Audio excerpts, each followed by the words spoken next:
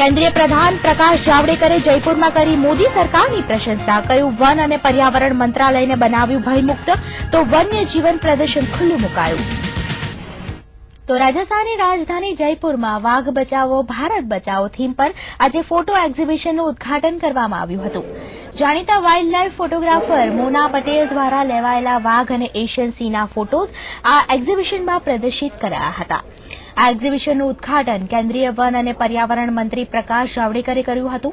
તો આ પ્રસંગે લોકસભા સાંસદ જયશ્રીબેન પટેલ, રાજ્યસભા સાંસદ પરિમલ નથવાણી અને ટાઇગર પ્રોજેક્ટના નિર્દેશક ગોપાલ રાવ પણ ઉપસ્થિત રહ્યા હતા.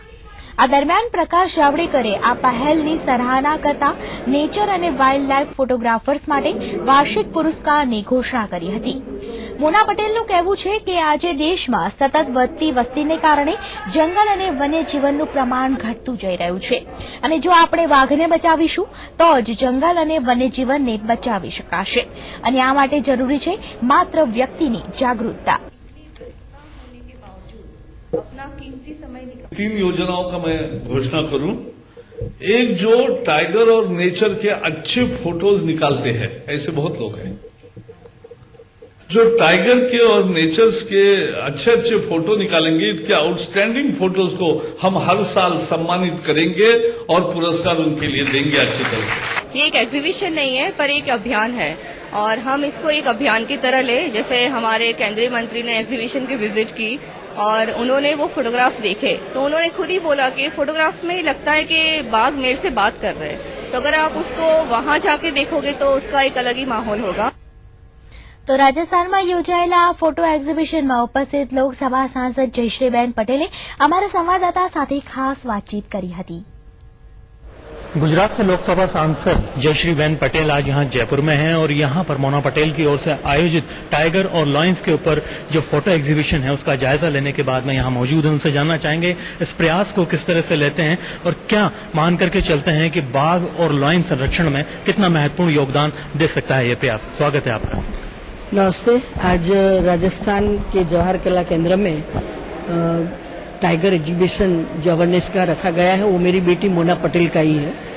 एक लेडीज है, मेरी बेटी है और उनको डेयरिंग करके एक लेडीज जब ये काम करती है तो मैं इनकी मम्मी के नाते उनको प्रोत्साहित करती रहती हूँ. आज जयपुर में इनॉग्रेशन हमारे केंद्रीय मंत्री फॉरेस्ट एंड एनवायरनमेंट जावड़ेकर जी और रिलायंस के चेयरमैन और राज्यसभा के सांसद परिमल नथवाणी जी की अध्यक्षता में ये इनॉग्रेशन हुआ है. तो ये थी जयश्रीबेन पटेल जिन्होंने हमें बताया कि किस तरह से प्रदेश के अंदर एक नई मुहिम छुड़ी है, एक प्लेटफॉर्म बना जहां पर केंद्रीय वन एवं पर्यावरण मंत्री से लेकर के तमाम विशेषज्ञ और वो लोग जो कि इस मुहिम से जुड़ना चाहते हैं, चाहे वो वन्यजीव विशेषज्ञ हों, चाहे फोटोग्राफर हों, चाहे अदना से ग्राउंड लेवल पर काम करने वाले वन कर्मी हों. तो एक बड़ी चीज है, इसे जारी रखने की जरूरत है और आगे और भी मेहनत करने की जरूरत है. कैमरा पर्सन कजोड़मल के साथ में अरबाज अहमद, ईटीवी न्यूज के लिए जयपुर से. તો રાજસ્થાનમાં યોજાયેલા મોના પટેલ દ્વારા આયોજિત આ એક્ઝિબિશનમાં રાજ્યસભા સાંસદ અને રિલાયન્સ ગ્રુપના પરિમલ નથવાણી ખાસ ઉપસ્થિત રહ્યા હતા, જેમણે ઈટીવી સાથેની વાતચીતમાં પોતાના વિચારો રજૂ કર્યા.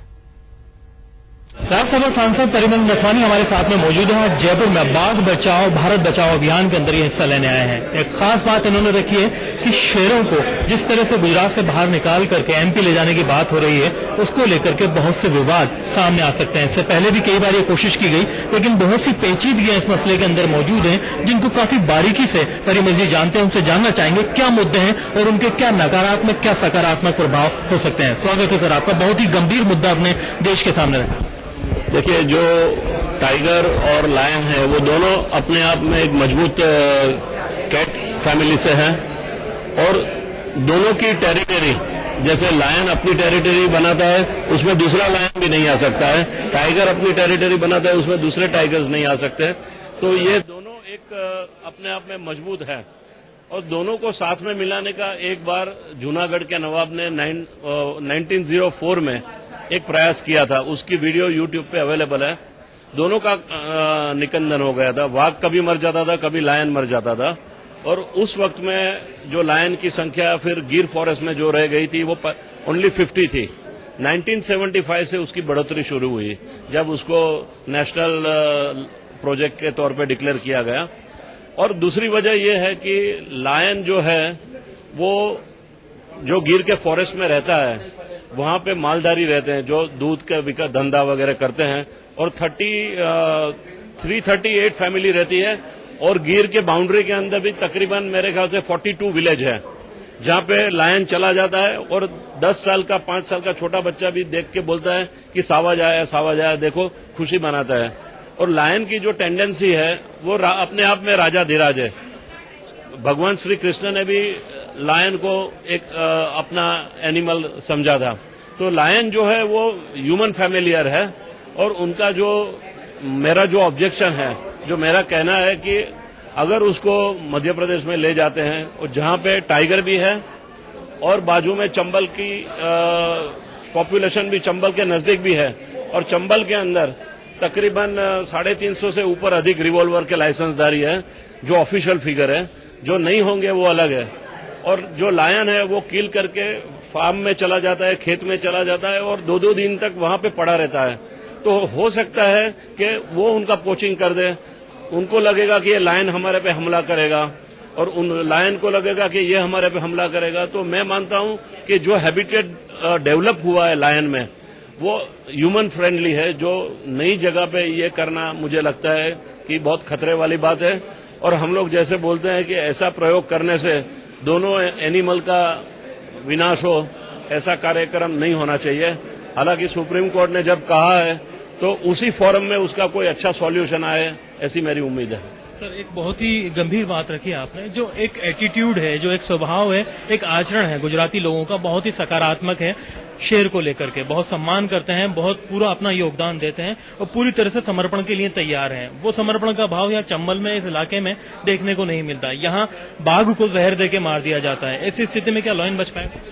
नहीं, वही मैं बोलता हूँ। उसी के लिए मुझे जो भय है कि यहाँ के जिस तरह से बाघों का शिकार हुआ है, पोचिंग हुआ है, जो आपने जैसे बताया, और लायन जो है वो वहां लोग, जैसे मैं गिर के अंदर तकरीबन 5000 वेल ऐसे थे कुएं, जिसके अंदर रात को जब लायन दौड़ता था और उसके बच्चे अंदर गिर के मर जाते थे, तो हम लोग ने एक अभियान चलाया था कि उसको बाउंड्री बनाई जाए उसके ऊपर, वॉल के ऊपर। और जो मालधारी भी रहते हैं उसको भी खबर मिलती है कि लायन यहाँ इंजर्ड हुआ है, तो वो लायन एम्बुलेंस बुलाता है और उसकी रक्षा करने की पहले कोशिश करता है। कोई भी आदमी जो गिर के अंदर और बाजू में रहता है वो लायन की पोचिंग को न तो टॉलरेट करता है न होने देता है। तो ये फर्क है कि चंबल की बॉर्डर और गिर, ये जो है हमारे यहाँ लायन किसके खेत में आ जाता है तो वो फेस्टिवल में कन्वर्ट होता है, और लोगों को भय नहीं है कि हमको कुछ करेगा। तो ये दोनों इसमें फर्क है। जी बिल्कुल। तो यहाँ दूसरी बात है, शेर की अगर बात करें, जिस तरह से आपने तमाम समस्याएं रखी, तो ऐसी स्थिति में अगर कूनो पालपुर की जैसा एक प्रस्ताव आया था तो वहां पहले से रणथंभौर के बाघ मौजूद हैं, तो एक बार फिर से भिड़ंत हो सकती है कि इस चीज को सुप्रीम कोर्ट ने गौर नहीं किया, या उसमें तो हम नहीं जाना चाहते कि उसके सुप्रीम कोर्ट के आदेश में अपना कोई रखे, लेकिन जो सत्य है वो ये है कि वहां पहले से बाघ मौजूद है। बस मेरा भय भी वही है कि दोनों एनिमल साथ में नहीं होना चाहिए। एक बार 1904 में ग्वालियर के राजा ने, सिंधिया साहब ने मंगाए थे, तो जूनागढ़ नवाब ने बड़े नम्रता से उनका इनकार किया था। उसके बाद में उस टाइम पे ब्रिटिश रूल था, और ब्रिटिश रूल में वहां से अफ्रीका से लायन मंगा के जूनागढ़ में उसको स्थापित किया गया था। उसी तरह से एक प्रयोग हुआ था उत्तर प्रदेश में रखने का, बट दोनों प्रयोग फेल गए हैं। तो मुझे लगता है कि लायन और टाइगर अपने आप में ऐसे एनिमल है। आप देखिए अफ्रीका के अंदर भी, ईस्ट अफ्रीका, साउथ अफ्रीका में भी एलिफेंट जरूर है बट टाइगर नहीं है। तो ये दोनों एनिमल, कैट जो है वो एक साथ में रहने का प्रयोग करना अपने आप में एक बहुत बड़ा समस्या है। सर, क्या लगता है आपको, जो शेरों की पॉपुलेशन है उसके लिए बहुत ही गंभीरता से प्रयास किया गया। 50 थे जब 1975 में शुरुआत हुई, आज 500 के करीब पहुंचने वाले हैं। तो आगे बढ़ती हुई पॉपुलेशन को कहाँ रखा जाना चाहिए, इसके लिए क्या वैकल्पिक जो हमारे पास में ऐसी जगह होनी चाहिए जहाँ विस्थापित किया जा सके शेर? आज लायन की संख्या 411 है, और गिर के बाद जो गिर नेशनल फॉरेस्ट डिक्लेयर हुआ है, पर उसके बाद सत्ताधार है, तुलसी श्याम है, देन वांकानेर के पास एक है, और जामनगर के अंदर बर्डा डूंगर है, वहां पे उसकी शिफ्टिंग ऑलरेडी शुरू हो गई है। तो ये जो हैबिटेट है वो लायन अपने आप में, आप लायन का कलर देखेंगे और वहां की मिट्टी देखेंगे तो वो ठीक जंगलों में रहने वाला एनिमल नहीं है। उसको फ्लैट रूट चाहिए, तो अभी मुझे लगता है कि वहां ऐसी कोई समस्या नहीं है, क्योंकि उन्होंने पोरबंदर वेरावल तक के जो जगह है वहां पे दीव तक लाइन निकल गए हैं, तो अपने आप में वो शिफ्टिंग कर रहे हैं, अपनी बाउंड्री बना रहे हैं। और जिस गुजरात सरकार ने भी जो प्रयास किया है बरड़ा डूंगर के लिए, और ऑलरेडी वांकानेर के पास ये शिफ्टिंग हो गई है। Thank you. तो ये थे परिमल नथवानी, जिन्होंने हमें उन गंभीर मुद्दों के, उन बारीकियों के बारे में बताया कि किस तरह से शहर को विस्थापित करने में क्या क्या समस्याएं सामने आ सकती हैं। कैमरा पर्सन राजेंद्र चौधरी के साथ में अरबाज अहमद, ATV न्यूज।